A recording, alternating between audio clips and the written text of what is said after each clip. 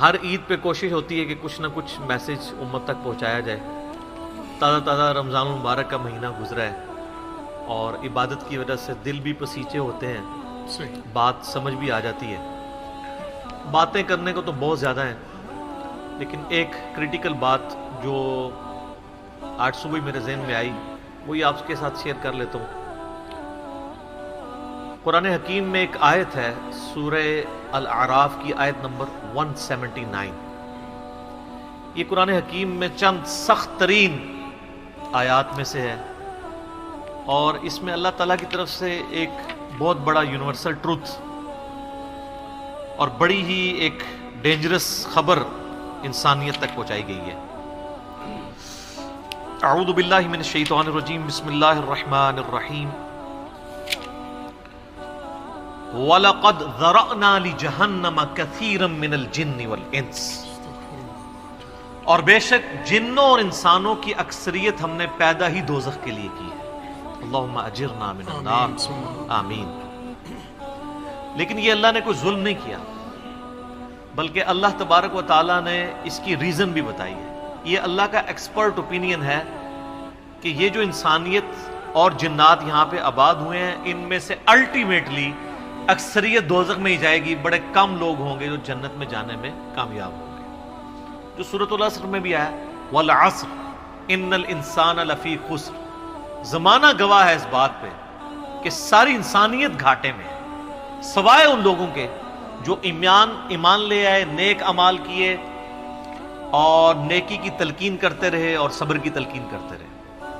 اس کے علاوہ پوری کی پوری انسانیت گھاٹے میں ہے۔ اور دیکھ لیں، زمانہ گواہ ہے کہ حضرت نوح علیہ السلام کے مخالفین تباہ و برباد کر دیے گئے، صرف 78 لوگ جو ہیں وہ کامیاب ہوئے۔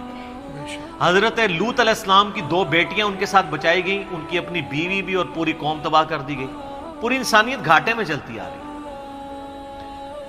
سوائے ان لوگوں کے کہ جو ایمان لے آئیں گے، نیک اعمال اختیار کریں گے اور حق بات کی تلقین کریں گے اور صبر کی۔ یہاں پہ سورہ الاعراف کی آیت نمبر 179 میں ہے کہ بے شک جنوں اور انسانوں کی اکثریت پیدا ہی دوزخ کے لیے ہوئی ہے۔ بولے اعوذ باللہ تعالی۔ لہم قلوب لا یفقہون بہا، ان کو ہم نے دل دیے تھے، عقل دی تھی، لیکن وہ اس سے سوچتے ہی نہیں۔ وَلَهُمْ أَعْيُنٌ لَا يُبْصِرُونَ بِهَا، ان کو ہم نے آنکھیں دی تھی لیکن آنکھوں سے دیکھنے کا سا دیکھنا نہیں دیکھتے، عبرت نہیں پکڑتے۔ وَلَهُمْ آذَانٌ لَا يَسْمَعُونَ بِهَا، اور ان کو ہم نے کان دیے تھے لیکن سننے والا سننا سنتے ہی نہیں ہے۔ أُولَئِكَ كَالْأَنْعَامِ بَلْ هُمْ أَضَلُّ، ایسے لوگ چوپایوں کی مانند ہیں بلکہ ان سے بھی بدتر ہیں، جو اپنی عقل، آنکھیں اور کان استعمال کر کے حق بات تک پہنچنے کی کوشش نہیں کرتے۔ اولئک هم الغافلون، ایسے ہی لوگ ہیں جو اصل میں غافل ہیں۔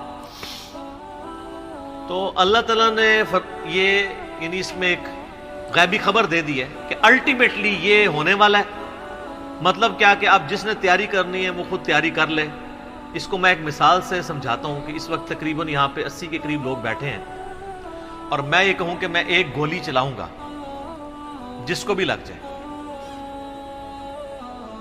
تو ہم میں سے کیا ہر شخص یہ سوچے گا کہ یار ایک ہی گولی ہے، 80 بندے ہیں، کسی اور کو ہی لگے گی، ضروری ہے مجھے ہی لگنی ہے؟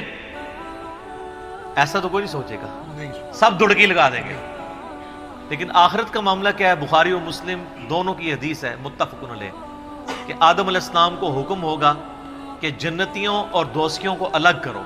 حضرت آدم علیہ السلام پوچھیں گے کہ اے اللہ کتنے جنتی اور کتنے دوزخی؟ تو اللہ تعالیٰ فرمائے گا ہر 1000 میں 999 دوزخی اور صرف ایک جنتی۔ تو یہاں اگر 1000 بندہ اور میں کہوں ایک گولی چلے گی، ہر بندہ بھاگنے کی کوشش کرے گا، لیکن آخرت کے بارے میں یہ حال ہے کہ ہر ایک بندہ یہ امید لگایا ہوا ہے کہ وہ جو ایک بچے گا نا وہ میں ہوں گا۔ اور ادھر 1000 بندے کے اوپر ایک گولی چلائی جائے تو 1000 کا 1000 سوچے گا جو ایک پھڑکے گا وہ میں ہوں گا۔ بالکل 180 ڈگری سوچ ہے۔ یا اس کو یوں سمجھے کہ میں کیونکہ ایک گولی چلاؤں گا 999 بچ جائیں گے، ایک کوئی لگے گی، کوئی نہیں کہے گا یار 999 بچنے ہیں تو چلو ایک میں بھی ان میں بچنے والوں میں ہوں گا، کہے نا کدھر میں ہی نہ پھنس جاؤں۔ اور آخرت میں تو معاملہ بالکل الٹ ہے۔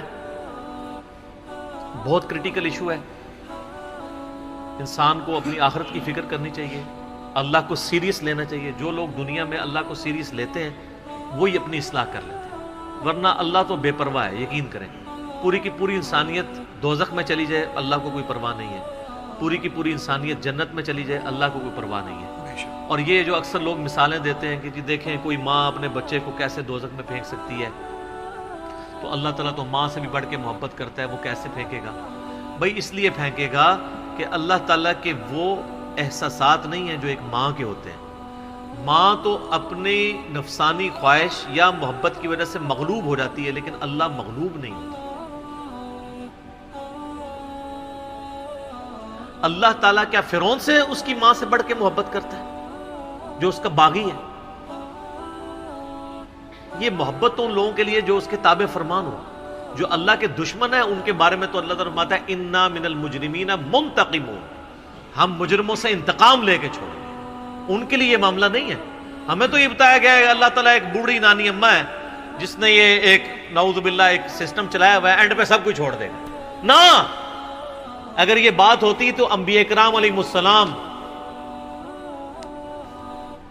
کی تعلیمات اس طرح کی نہ ہوتی کہ لوگ جو ہے وہ کیجول زندگی گزارنا شروع کرتے ہیں۔ بڑی سٹرکٹ تعلیمات ہیں۔ جامع ترمذی میں حدیث ہے کہ سیدنا عثمان غنی رضی اللہ تعالیٰ عنہ علیہ السلام کے بارے میں آتا ہے کہ وہ جب کبھی قبرستان جاتے ہیں تو اتنا روتے کہ ان کی داڑھی آنسوؤں سے تر ہو جاتی۔ تو اصحاب پوچھتے کہ آپ کے سامنے جب جہنم کا ذکر ہوتا ہے آپ پہ اتنی خشیت طاری نہیں ہوتی، لیکن قبرستان میں قبر کے سامنے یہ معاملات آپ کے ساتھ کیوں ہوتے ہیں؟ تو انہوں نے کہا کہ میں نے نبی علیہ السلام سے خود سنا تھا کہ قبر آخرت کی منزلوں میں سے پہلی منزل ہے، جس کی یہ منزل پھنس گئی اس کی اگلی منازل مشکل ہو جائے گی، اور جس کی یہ منزل آسان ہوئی اس کی اگلی منازل آسان ہوتی چلی جائے گی۔ یہ وہ شخص کہہ رہا ہے جسے 3 دفعہ جنت کی بشارت ملی ہوئی ہے۔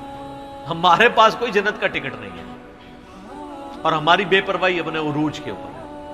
اسی کو پنجابی میں کہا جاتا ہے نا، عقل نہ ہوئے تے موجیں ہی موجاں، عقل ہوئے تے سوچیں ہی سوچاں۔ جسے عقل نہیں ہوگی وہ موجیں مارے گا کیونکہ اسے پتہ نہیں ہے نا، لیکن جسے عقل ہوگی وہ سوچے گا کہ یار یہ معاملہ تو بڑا خطرناک ہو جائے گا۔ صحیح بخاری میں حدیث ہے، نبی علیہ السلام نے فرمایا آپ ایک جگہ سے گزرے، کچھ اصحاب آپس میں یعنی ہنسی مذاق کرتے ہوئے ہنس رہے تھے، تو آپ کھڑے ہو گئے، آپ نے فرمایا جو کچھ میں جانتا ہوں نا اگر تم جان لیتے تو بہت کم ہنستے، زیادہ رویا کرتے۔